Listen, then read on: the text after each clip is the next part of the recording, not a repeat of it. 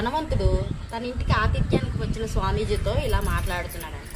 స్వామి, నేను ఈ విగ్రహారాధనని ప్రోత్సహించను. నాకు దేవుడు ఉన్నాడన్న నమ్మకం ఉంది, కానీ నేను ఈ విగ్రహారాధనని నేను నమ్మను స్వామి. విగ్రహం అనేది లేదు, భగవంతుడు అనేవాడు అంతటా ఉన్నాడు. అలాంటప్పుడు ప్రత్యేకించి విగ్రహాలు ఎందుకు, గుళ్ళు ఎందుకు స్వామి, నేను దీన్ని నమ్మను స్వామి అని చెప్పి ఆయనతో అన్నాడంట. దానికి ఆయన ఇలా చెప్పాడంట. ఆయన ఇంట్లో పనిచేసే ఒక కుర్రవాడిని పిలిచి ఈయన తండ్రి గారి ఫోటో తీయించి, పైన ఉన్న తండ్రి గారి ఫోటో తీయించి, అప్పటికే ఆయన చనిపోయారంట. ఆ చనిపోయిన అతని ఫోటో తీయించి కింద కాళ్ళ కింద వేసి దాన్ని తొక్కి దాని మీద ఉమ్ము వెయ్యు అన్నాడంట. ఆ పని చేయలేకపోయాడట ఆ పని చేసేవాడు.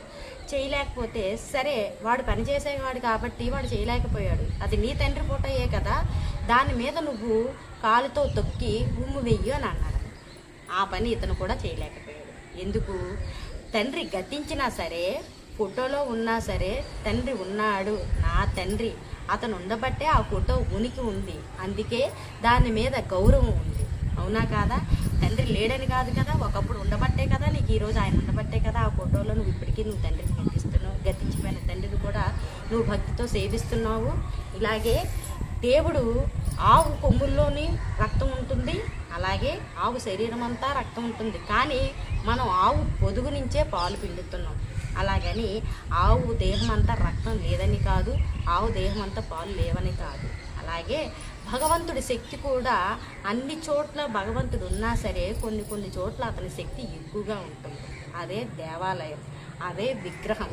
ఆ విగ్రహం రూపంలో ఉన్న దేవుణ్ణి మనం అన్ని చోట్ల మనం భగవంతుని చూడలేం కాబట్టి ఆ విగ్రహం అనే దగ్గర మన మనసు నిమగ్నం అవుతుంది. అక్కడ మనం 2 చేతులు పెట్టి దండం పెట్టగలం.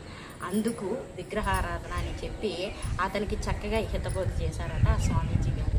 బాగుంది కదా ఫ్రెండ్స్? మనం అనుకున్నట్టు అన్నిటా భగవంతుడు ఉన్నా సరే, కానీ విగ్రహం గుడిలోనే మనకు పవిత్రమైన మనకు మనసు నిలబడుతుంది, పవిత్రంగా మనకు మనసు నిలబడుతుంది. ఆ భగవంతుడి మీద దృష్టి వెళ్తుంది. ఉన్న కాసేపైనా సరే మనకున్న ఈ బాధలు, ఈ కష్టాలు, ఈ నష్టాలు, జీవితం అంటే ఎప్పుడు ఉండే బాధలే. ఈ బాధల్లోంచి కాస్త ఆ దేవాలయానికి వెళ్ళి ఆ విగ్రహాన్ని చూడగానే, ఆయన చూడగానే అన్నీ మర్చిపోయి, స్వామి నాకంతా భారమంతా నీదే, నా బాధ్యత అంతా నీదే అని చెప్పి ఆయనకు మొరపెట్టుకుని వచ్చేస్తే అంతా ప్రశాంతంగా ఉన్నట్టు అనిపిస్తుంది. అలాగే అందరిలో భగవంతుడు ఉన్నా సరే, అన్నిటా భగవంతుడు ఉన్నా సరే, దేవుడు అందరిలోనూ ఉంటాడు, అన్నిటా ఉంటాడు. అందుకే ఆయన భగవంతుడు అయ్యాడు. నేను ఇక్కడే ఉండగలను, కానీ దేవుడు అనేవాడు అన్నిటా ఉంటాడు. అందుకే ఆయన దేవుడు, నేను మానవుడిని అయ్యాను. ఈ మానవుడు అనేవాడికి మనసు నిలవడానికి విగ్రహారాధన, దేవాలయం